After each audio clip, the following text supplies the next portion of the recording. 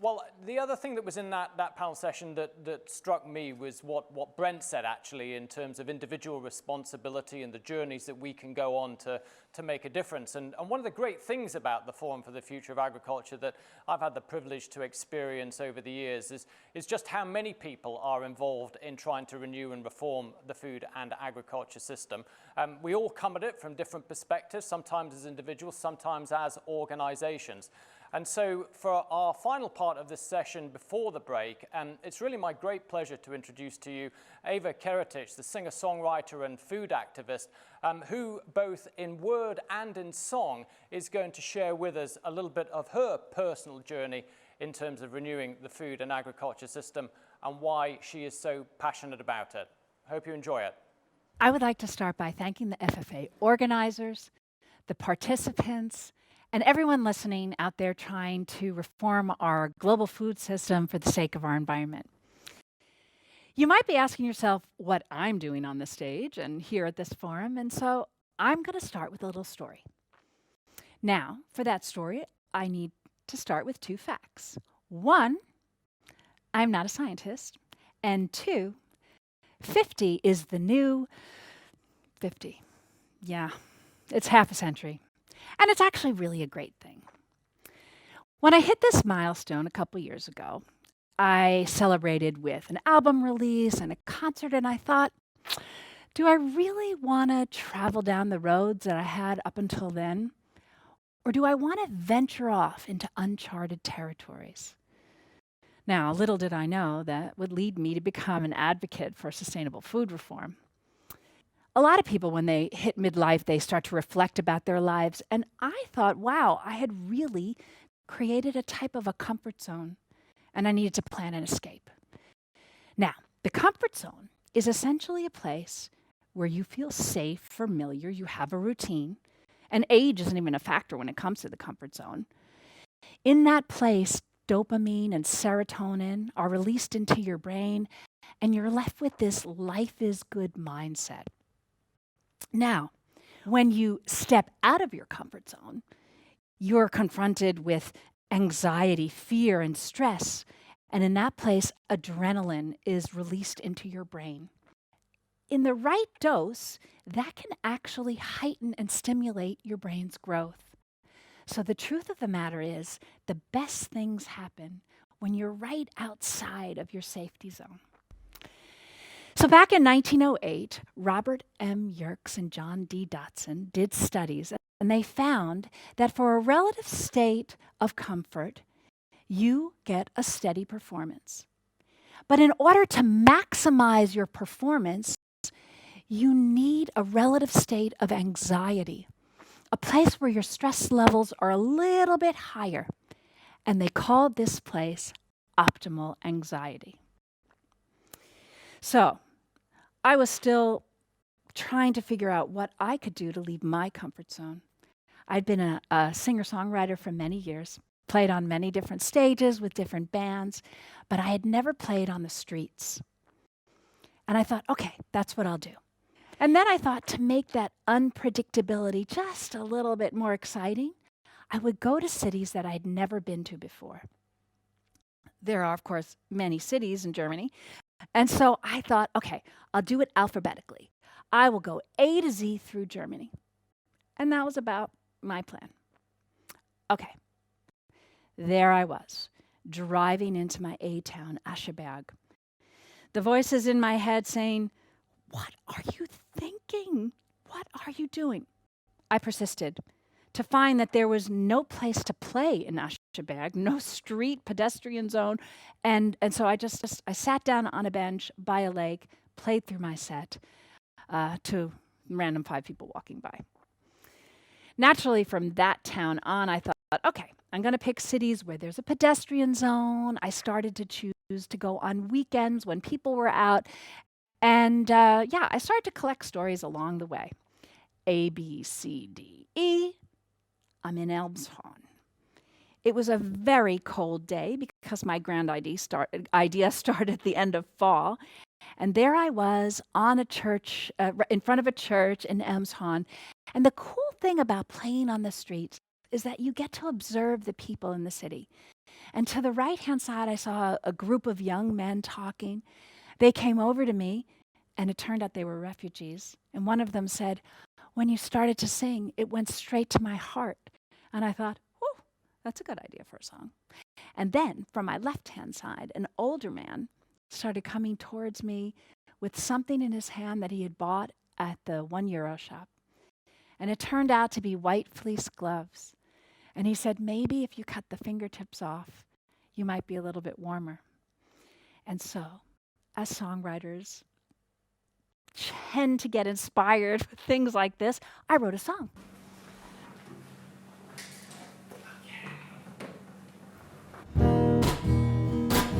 Past the bustling station, past the lit up stores, benches on the church square with bells and ring no more. Huddles, team, laughter, children chasing sounds, bags filled with things in a place that I found.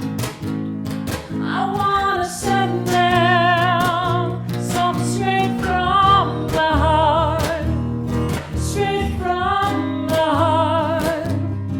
Now they're a part of my heart, yeah, straight from the heart, straight from the heart.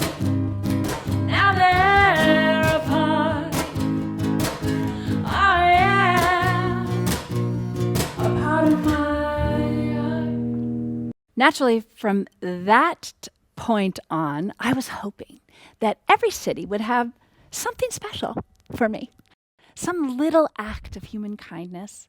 And I began to look forward to the weekends when I would go out. And even though I look forward to the experiences, I have to say that every time I stepped out of my comfort zone in every city, I had the same voice in my head saying, "Oh, what are you thinking?" While driving, as a songwriter, we also tend to think about life and reflect. And here I was, midlife, going like, I had this motto for my 40s, and it was no expectations. Well, you cannot have any disappointments if you don't have expectations.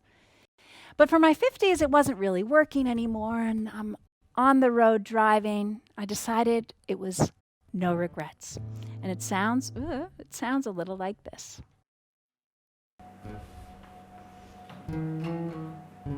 If this day is my last somehow, and I managed up to now, I hope there'll be no regrets in me. If this song is the last I sing, then I hope I gave everything, and there'll be no regrets in me. This is what I've done. This is who I am. This is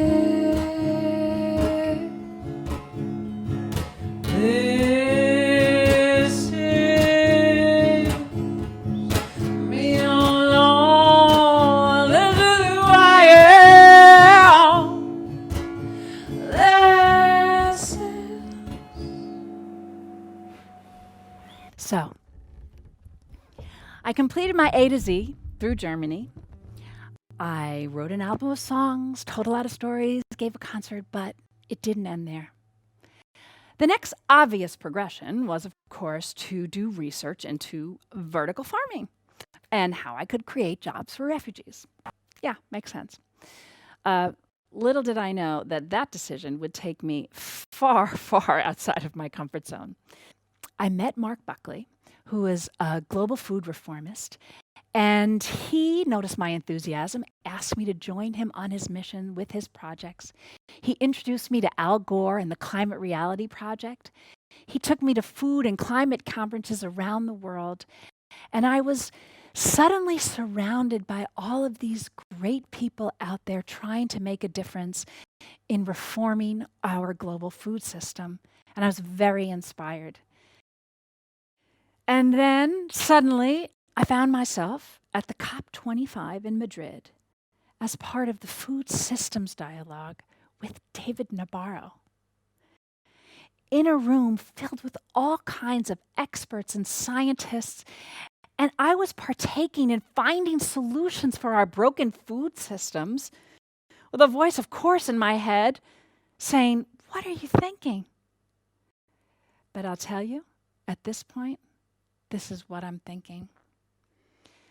As you are all aware, we need to take all aspects into consideration when thinking about the complexity of feeding our growing global population and feeding them with healthy food that is not damaging our environment.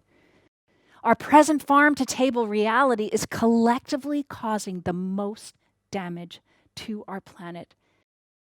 In order to make the biggest impact, we need now to reform the way we farm, produce, transport, consume, and dispose of food.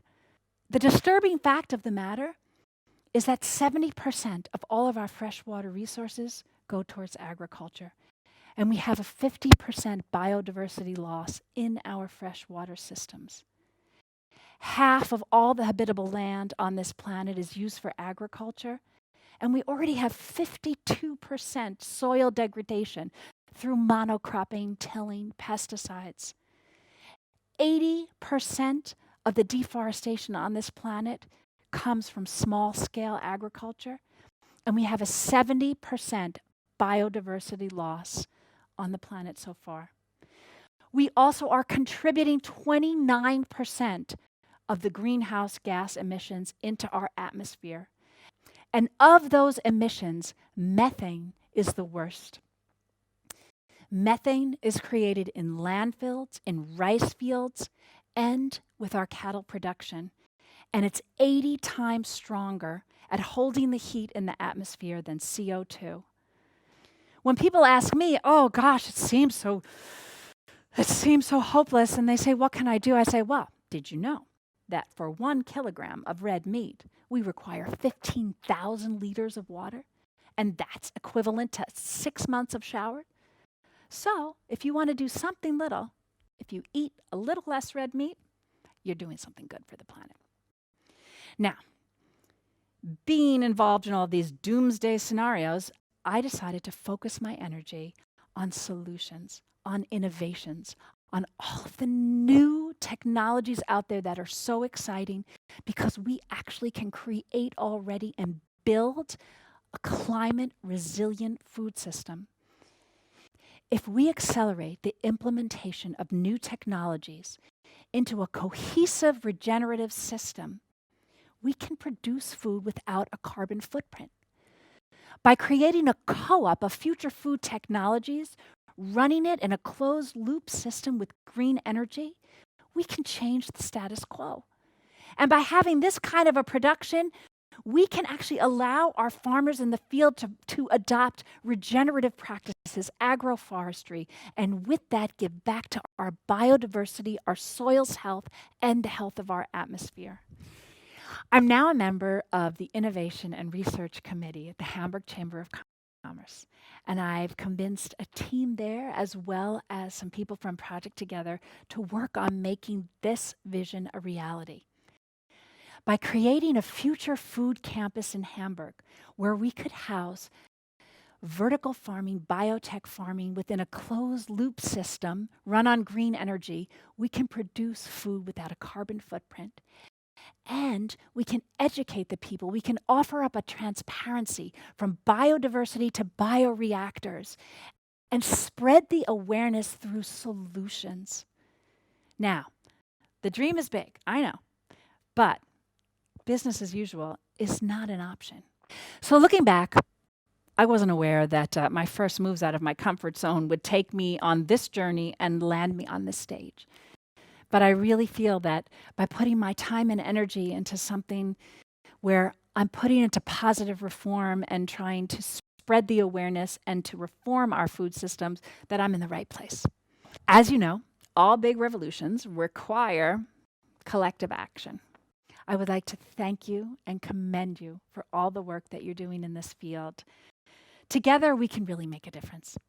So I'm going to leave you with one little bit of advice that I learned along the way, and that is this. It's really deep. Comfort. It's nice. Leaving the comfort zone can be extraordinary. Thank you. Eva, thank you so much indeed for that inspirational personal journey that you have shared with us. As you said, it's about thinking outside the box and getting out of the comfort zone. And Brent said what small steps could be taken. Well, I think you've revealed what some of your steps that you've taken on the journey toward a more sustainable and resilient food and agriculture system, and takes us back really to where we began this afternoon session with that hackathon with the next generation of food system leaders who are also already stepping outside the box and sharing with us their thinking on how we can renew ourselves going forward. That video available on YouTube, as is the talk from Eva, will be going up on FFA TV immediately following our sessions. That brings to a close the first part of our afternoon at this annual conference. We will be back in about 40 minutes' time. Eva very kindly name-checked our next speaker, David Nabarro. He'll be talking about lessons to learn from the COVID crisis and what that means for the renewal of the food and agriculture system. And so for a final time today, and indeed during the month of March, you can step outside again into the exhibition space and connect with each other one last time. And we'll see you back here at 15 hours 40 Central European time. Bye for now.